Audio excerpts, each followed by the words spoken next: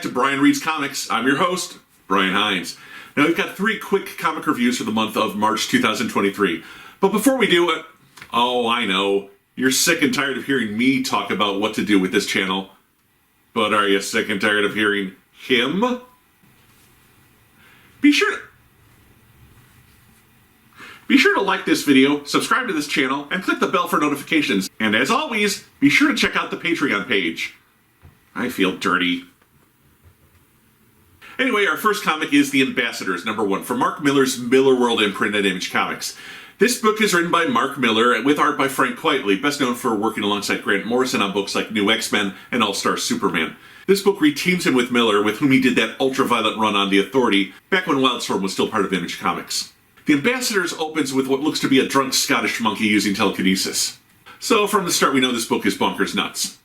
There's a hidden city in Antarctica where strange things are afoot, even as the president is debriefed on a failed Cold War program to create superpowers. Now a South Korean scientist has cracked the program. She's going to give 6 people across the planet superpowers. As the world powers squirm at this thought, we see a man who already has superpowers brutally murder a hit team sent to kill him. Alright, I know Mark Millar's something of a controversial writer. He's told some really morally repugnant stories.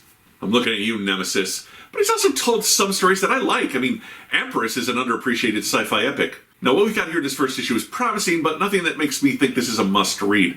Especially the ultraviolet deaths of the hit team at the end as the superhuman narrates what's happening to their various body parts, and yes, there is mention of genitals. This kind of thing is a turnoff for me. I mean, The Authority was 20 years ago. I'm just not that bloodthirsty anymore. Although, yes, like most, I occasionally enjoy blowing everything up in Grand Theft Auto 5 while giggling like a madman. I'm only human. That said, the art in this book is by Frank Quitely, and he is one of the best living comic book artists of our time. Every page is going to be a masterpiece of design and composition. So even if the story sucks or just isn't that engaging, it's going to at least look really good while it wastes our time. Although again, it's early days and too soon to tell what kind of book we're getting. I'd say either get it for the art or just wait until a trade comes out, or at least until you hear some positive reviews. This isn't positive, it's not negative, it looks pretty, it just hasn't grabbed me yet. But that's often a problem with first issues, which I think speaks to the writing because the first issue should be the one to grab you. Up next, it's Unstoppable Doom Patrol #1 of a 6-issue miniseries. When I was a young lad, one of my favorite things to do was go to my brother's closet and go through a box my father kept there of comic books from his youth.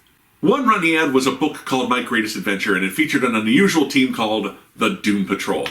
They always felt like my team. They weren't well known, but they had a connection to my dad, so I kept up with the various incarnations throughout the years, from Eric Larson to Grant Morrison, from John Byrne to Gerard Way, from DC to Vertigo to Young Animal. Now, after 4 seasons of a remarkably good TV show, the team that never should have worked has a new comic, written by Dennis Culver and drawn by Chris Burnham. The Unstoppable Doom Patrol is Robot Man, Negative Man, Elasti-Woman, the Chief, and new characters Degenerate and Beast Girl, since former member Beast Boy, aka Changeling, is a permanent Teen Titan.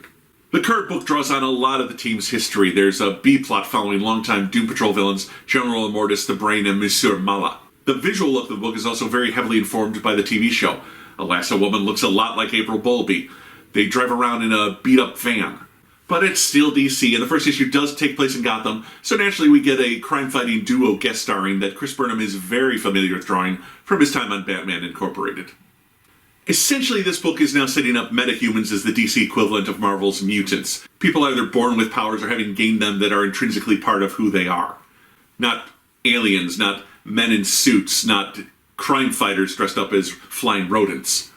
The first issue shows the Doom Patrol rescuing Degenerate, who's been experimented on by a corporation looking to exploit his powers. We then get an argument between Batman and the Chief about how Batman can't possibly understand what it's like for metahumans, as he's not one of them. Although, technically speaking, neither are Robot Man or Negative Man. The art is pretty nice, clean, but with a sort of rough edge that works for the characters. The heroes are handsome and the monsters are monstrous. But what about the writing? Well, the first issue tells a concise story, and there are some nice surprises along the way, including the Chief's identity, which caught me off guard. There's also a surprise cameo by an anti-hero that you can't see, as well as hints at another classic Doom Patrol character being behind the scenes, but I would have liked some more setup for the on-site actual Doom Patrol. They just show up in Gotham with no explanation, with no presentation of the team's origins. We're not really sure what the Doom Patrol is going to be doing after this first issue. I suppose to keep up with the X-Men analogy, they're showing up, rescuing mutants, and taking them someplace to learn how to control their powers. But beyond that, we don't get much of a plot going forward for what the Doom Patrol is going to be doing. Although there is a B-plot with the villains that's enticing that shows that there will be an overreaching arc happening, just for now, in the background. Let me put it this way, there's a lot of craziness in this book, and if you like the TV show, you're probably going to like the comic. And finally, we have Invincible Iron Man number 4. Now, this is not a book I normally read, but if I stick to the books I read for this review show, you're going to get a lot of X-Men reviews, and eventually I'm going to run out of titles, so I'm going to start branching out. This book is by Jerry Dugan, who actually just spent a lot of time over on the X-Men books, and we'll see that play out in this story with art by Juan Frigeri. Tony Stark just survived an assassination attempt in the previous issue, but it ended up killing one of his employees and a neighbor. Enraged, he goes to confront the mastermind behind his problems, Fei Long.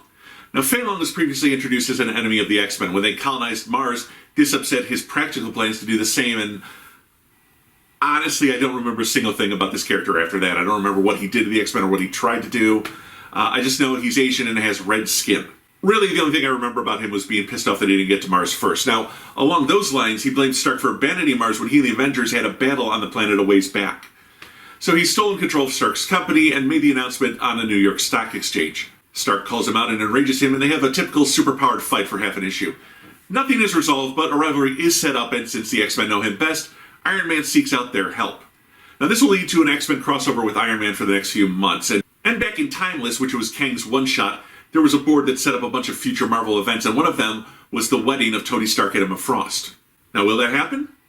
Well, who knows? But if you're into weddings, it might be worth your time to keep an eye on Iron Man for the next few months. Now, Jerry Dugan in this issue writes a very driven Tony Stark, which is not something I'm used to seeing. He's angry that two people who had a personal connection to him are now dead. He keeps offering Fei Long the opportunity to turn himself in, but there's a coldness and anger behind this. Early on in the issue, he promises himself that the people Fei Long killed will be avenged, and you can see how that's driving him throughout the issue. He knows very little about his new enemy, but that doesn't stop him from pushing Fei Long into a fight, finding out what angers him, where those chinks in the armor are. Now, this is not the witty quipmaster Tony Stark that we're used to seeing in the Marvel films. It's frankly a refreshing take to see the character so driven and taking things seriously. Normally, we're used to seeing everything come easily to Tony Stark because of his massive intelligence, but here his intelligence won't hand him victory. It can help him, but ultimately the thing that will take Fei Long down is his drive and determination. There's even some self-blame in Tony's emotional makeup in this issue, as he was so busy looking at all the cosmic threats coming at Earth that Fei Long was able to sneak in under his radar and steal his company out from under him. The art by Frigeri is clean and cool looking. He draws the armor and the battle effects with a lot of energy and precision. This book looks good, and it feels like a new take on Tony, although Tony trying to reclaim his company and his wayward technology is one of the oldest Iron Man stories around. So the book seems like it's in good hands, and if you're a longtime X-Men fan, this could be a great jumping on point as he crosses over with our favorite mutants on Krakoa. Alright, my friends, that's it. Thank you very much for joining me. I'm going to repeat what Jim said. Be sure to check out my Patreon page, like this video, subscribe to my channel, click the bell for notifications. I'll see you back here next month for some more Quickie reviews in April of 2023. Until then, this is Brian Reads Comics, and I'm your host, Brian Hines.